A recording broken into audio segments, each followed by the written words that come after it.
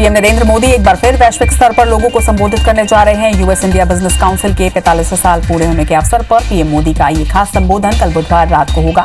प्रधानमंत्री नरेंद्र मोदी का ये विशेष भाषण इंडिया आइडिया समिट के तहत वैश्विक दर्शकों के लिए बुधवार रात 9 बजे होगा। पूर्व प्रधानमंत्री राजीव गांधी हत्याकांड के दोषी नलिनी ने जेल में खुदकुशी करने की कोशिश की। नलिनी वेल्लोर चेन्नई की जेल में बंद है, जहां उसने कथित तौर पर आत्महत्या करने का प्रयास किया। इस बारे में नलिनी के वकील पुंगलेते ने जानकारी दी है। वकील ने बताया कि जेल में नलिनी और एक कैदी के बीच कथित तौर पर झगड़ा हुआ था। नलिनी का जिससे झगड़ा हुआ था वो भी उम्र कैद की सजा में बंद है। पूर्वोत्तर राज्यों सहित बिहार बारिश और बाढ़ का कहर जारी है। अकेले असम में बाढ़ से 84 से ज्यादा लोगों की अब तक मौत हो चुकी है। वहीं बाढ़ से लाखों लोग प्रभावित हुए हैं। इधर नेपाल में हो रही भारी बारिश बिहार के लिए काल बन चुकी है। तमाम शहर और गांव बाढ़ के पानी में डूब गए हैं। मौसम विभाग ने पूर्वी और पश्चिमी चंपारण, गोपालगंज, वैशाली, सीतामढ़ी और दरभंगा के लिए अलर्ट जारी किया है। मध्य प्रदेश के राज्यपाल लालजी टंडन अब हमारे बीच नहीं रहे। 85 वर्षीय लालजी टंडन का आज लखनऊ के मेदांता अस्पताल में निधन हो गया। उन्हें अस्वस्थता के चलते 11 जून को अस्पताल में भर्ती करवाया गया था। बेटे आशुतोष टंडन ने ट्वीट कर उनके निधन की जानकारी दी। राष्ट्रपति रामनाथ कोविंद ने मध्य प्रदेश के राज्यपाल लालजी टंडन के निधन पर दुख जताते हुए कहा कि हमने एक दिग्गज नेता को खो दिया है। मैं उनकी मृत्यु पर गहरा शोक व्यक्त करता हूं। उनके परिवार और दोस्तों के प्रति मेरी हार्दिक संवेदना है। पीएम मोदी ने मध्य प्रदेश के राज्यपाल लालजी टंडन के निधन पर दुख जताया है। पीएम मोदी ने ट्वीट में लिखा कि लालजी टंडन को समाज की सेवा के उनके अथक प्रयासों के लिए याद किया जाएगा। उन्होंने यूपी में भाजपा को मजबूत करने में महत्वपूर्ण भूमिका निभाई। उन्होंने एक प्रभावी प्रशासक के रूप में अपनी पहचान बनाई और हमेशा लोक कल्याण को महत्व दिया। फ्रांस से राफेल फाइटर जेट का पहला बैच इसी महीने भारत आ सकता है। भारतीय वायुसेना ने बताया कि 5 राफेल का पहला बैच जुलाई के आखिर तक भारत आ सकता है। इन्हें 29 जुलाई को अंबाला एयरफोर्स स्टेशन पर वायुसेना में शामिल किया जाएगा।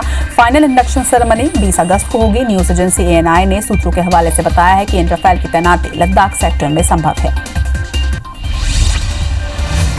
आईसीसी ने क्रिकेट को लेकर बड़ा फैसला लिया है। खेल प्रेमियों के लिए बुरी खबर यह है कि कई बैठकों के बाद आखिरकार कोरोना के चलते इस साल T20 वर्ल्ड कप टालने का फैसला लिया गया है। वहीं अच्छी खबर यह है कि इस अगले साल यानी कि 2021 से लगातार 3 साल तक दर्शकों को वर्ल्ड कप टूर्नामेंट देखने को मिलेंगे।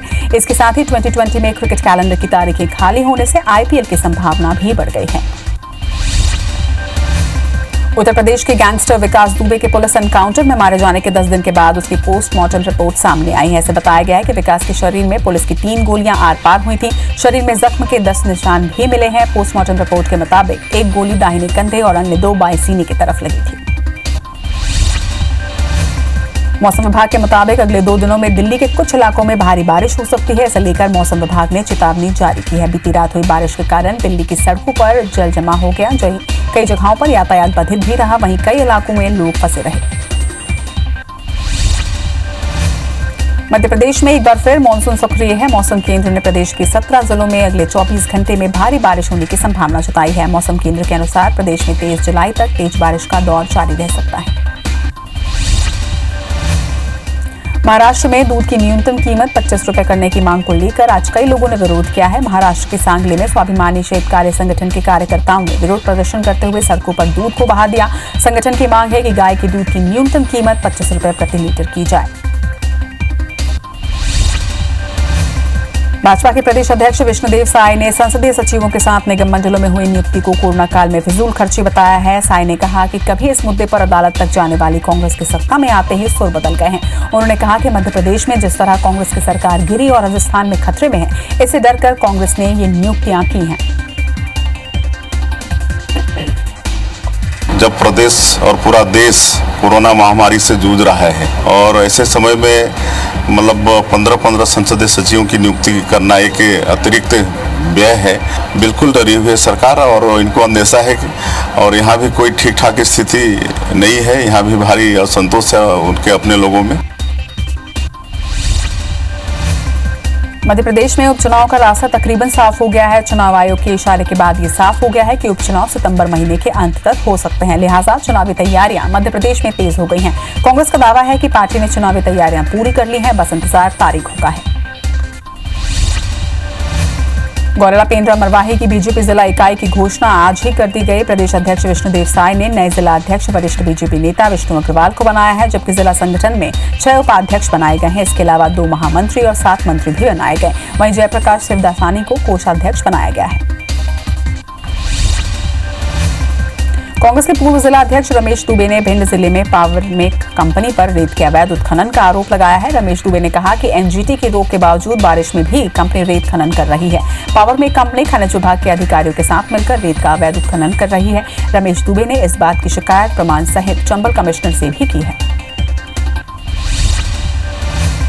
रायगढ़ शहर की सबसे बड़ी सब्जी मंडी संजय मार्केट की तस्वीर जल्द ही बदलेगी। नगर निगम ने इसके लिए प्लान बनाया है। योजना के तहत 350 दुकानें बनेंगी। मार्केट के बेसमेंट में पार्किंग के साथ ही 316 दुकानें बनाई जाएंगी। वहीं सड़ी गली सब्जियों से कंपोस्ट खाद बनाने के लिए भी यूनिट लगेगी। मध्य प्रदेश में उपचुनाव से पहले बड़ा प्रशासनिक फेरबदल हो सकता है। प्रशासनिक सर्जरी में करीब 1 दर्जन जिलों के कलेक्टर इधर से उधर हो सकते हैं। इन जिलों में नई पदस्थापना के लिए आईएएस अफसरों के नामों पर मंथन किया जा रहा है। बीजेपी इसे सामान्य प्रक्रिया बता रही है, वहीं कांग्रेस इस पर सवाल उठा रही है।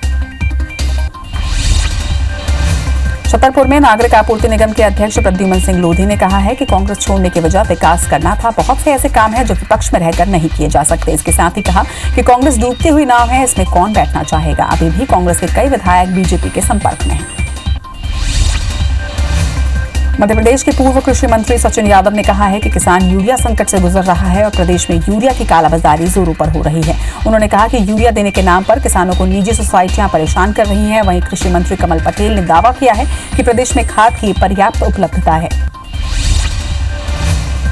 रीवा के त्योंथर तहसील क्षेत्र के लोकायुक्त की टीम ने बड़ी कार्रवाई की है, जहां आय से अधिक संपत्ति के मामले में सहकारी समिति प्रबंधक के यहां टीम ने दबिश दी है। कार्रवाई के दौरान एक अवैध पिस्टल भी बरामद हुआ है, जिस पर चाकघाट पुलिस आर्म्स एक्ट के तहत कार्रवाई कर रही है। रायपुर के शांतिनगर में सरकारी मकानों में तोड़फोड़ कर उसे छत्तीसगढ़ गृह निर्माण मंडल को दिए जाने के मामले में बिलासपुर हाईकोर्ट ने राज्य सरकार से 2 दिन में जवाब मांगा है।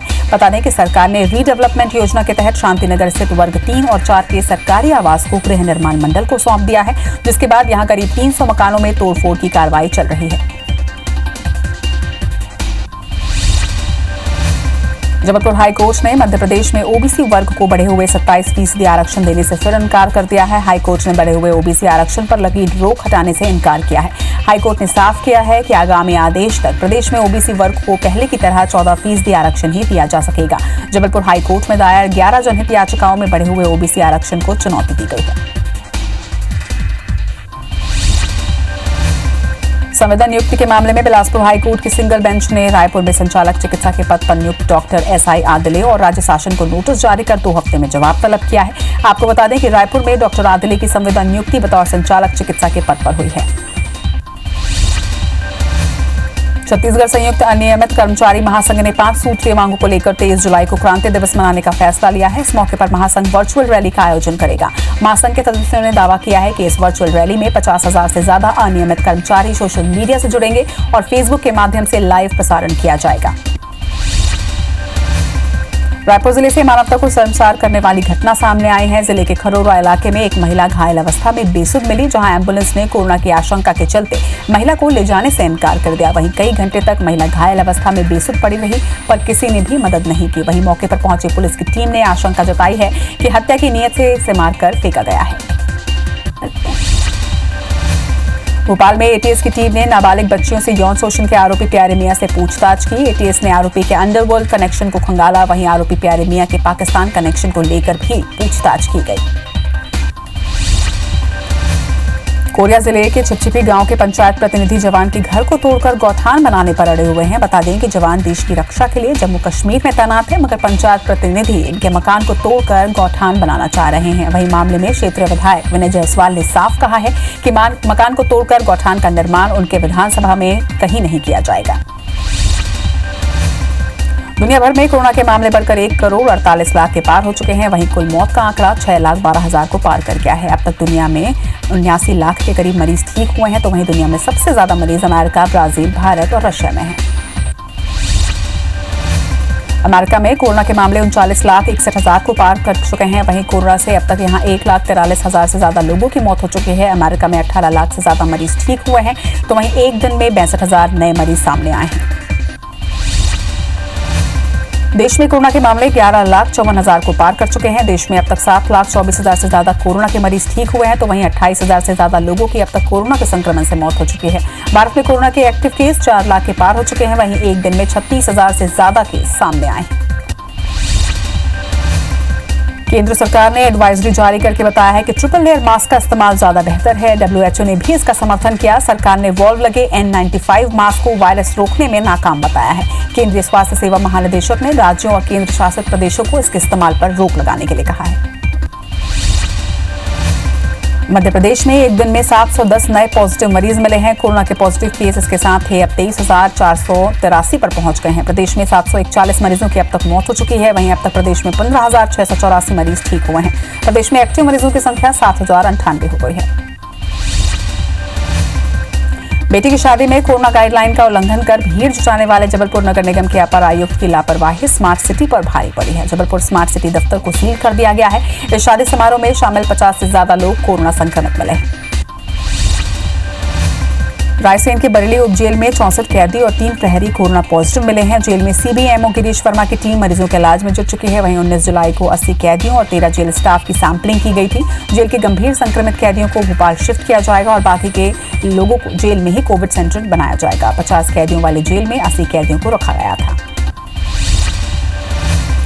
छत्तीसगढ़ में एक दिन में 173 नए मामले सामने आए हैं। मरीजों की संख्या इसके साथ ही अब बढ़कर 5,598 पर पहुंच गई है। वहीं प्रदेश में एक्टिव मरीजों की संख्या की बात करें तो ये 1,626 पर है। छत्तीसगढ़ में अब तक 3,944 मरीज स्वस्थ होकर घर लौटे हैं। वहीं राज्य में कोरोना से अब तक 28 लोगों की मौत भी हो चुकी है। धमतरी जिले से रात भरी खबर आई है। जिले में 13 मरीजों ने कोरोना से जंग जीत ली है। इलाज के बाद सभी मरीजों को कोविड अस्पताल से डिस्चार्ज कर दिया गया है। बता दें कि जिले में कोरोना के एक्टिव मरीजों की संख्या 24 थी, जिसमें से ठीक होने के बाद 13 मरीजों को अस्पताल से छुट्टी दे दी गई है। वहीं जिले में 11 एक्टिव मरीजों का इलाज जारी है। कोरोना संक्रमण की रोकथाम के लिए कोरबा जिले के नगरीय क्षेत्रों में 22 से 28 जुलाई तक टोटल लॉकडाउन रहेगा। कलेक्टर ने इसके लिए आदेश जारी कर दिए हैं। हालांकि राशन की दुकानें, दूध, सब्जी, फल की दुकानें सुबह 6 बजे से लेकर 10 बजे तक खुली रहेंगी, जबकि दवाई दुकानें, पेट्रोल पंप और गैस एजेंसियां पूर्व निर्धारित समय अनुसार ही खुलेंगी। मध्य प्रदेश में कोरोना के चलते एकेडमिक कैलेंडर बहुत ही पीछे हो चुका है, मगर इंदौर के देवी अहिल्या विश्वविद्यालय ने अपने विभागों में परीक्षा कराने की तैयारी शुरू कर दी है। अब परीक्षा गूगल क्लासरूम के माध्यम से ऑनलाइन कराई जाएगी। ऑनलाइन परीक्षा नहीं देने वाले छात्र बाद में ऑफलाइन एग्जाम देंगे। कोरोना के चलते स्थगित हुई कॉलेजों की परीक्षाओं को लेकर अब तक स्थिति साफ नहीं हुई है। परीक्षाओं के मूल्यांकन और परीक्षाओं की तिथि पर निर्णय के लिए रविशंकर शुक्ल विश्वविद्यालय में कमेटी भी बनी है, मगर कमेटी ने अब तक कोई भी निर्णय नहीं लिया है। सामान्य प्रशासन विभाग ने कोरोना नियंत्रण के लिए केंद्र और राज्य सरकार के विभिन्न प्रशिक्षण संस्थानों में प्रशिक्षण कार्यक्रम ऑनलाइन संचालित करने के निर्देश दिए हैं। भारत सरकार के क्रमिक एवं प्रशिक्षण विभाग ने संचालन के संबंध में दिशा निर्देश जारी किए हैं। कवर्धा के चिल्फी घाटी में रायपुर जबलपुर नेशनल हाईवे पर 2 ट्रकों के आमने सामने की टक्कर के कारण पूरा रोड जाम हो गया। हालांकि किसी भी वाहन चालक को गंभीर चोटें नहीं आई हैं, लेकिन 2 ट्रक की घाटी में टक्कर होने के कारण घाटी में पूरी तरह से जाम लग गया।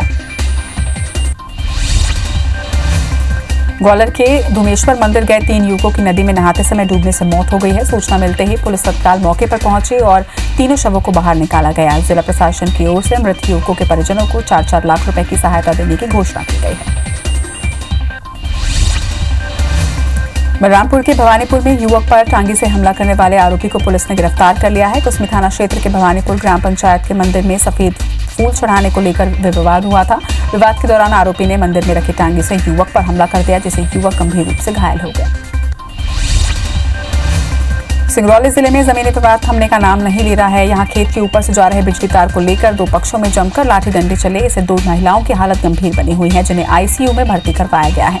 मामला कोतवाली थाने के हरदी गांव का है। रायसेन में दबंगों ने पुलिस वालों को बुलाकर दलित पिता और बेटे की पिटाई करवा दी। यह आरोप लगाते हुए दलित हर प्रसाद अहिरवार ने कहा कि गांव भिलारिया के दबंग भागवत पटेल और उसका बेटा राजेश उनके खेत पर बीज नहीं बोने दे रहा है। बीज बोने पर उसने खेत पर ट्रैक्टर चलाकर नुकसान पहुंचाया है। उन्होंने SP से न्याय की गुहार लगाई है। उज्जैन से लूट की वारदात सामने आई है। बीती रात चोरों ने व्यापारी पर धावा बोलकर 1.5 लाख रुपए से भरा बैग लूट लिया। घटना की सूचना मिलते ही शहर में सनसनी फैल गई। वहीं मौके पर पहुंचे टीआई श्याम चंद्र शर्मा ने व्यापारी के बताए अनुसार रास्ते पर टीमों को भेज जांच शुरू कर दी है और सीसीटीवी फुटेज के आधार पर भी चोरों की तलाश की जा रही है।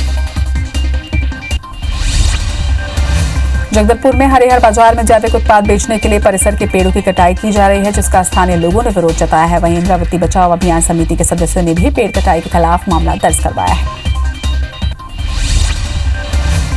बुरहानपुर के स्वास्थ्य विभाग में पदस्थ एक डॉक्टर पर उसी विभाग के कंप्यूटर ऑपरेटर ने छेड़छाड़ और अश्लील मैसेज का आरोप लगाया है। लालबाग थाना में पीड़ित महिला के एफआईआर के बाद पुलिस ने आरोपी डॉक्टर सुनील पाटिल को गिरफ्तार कर लिया है।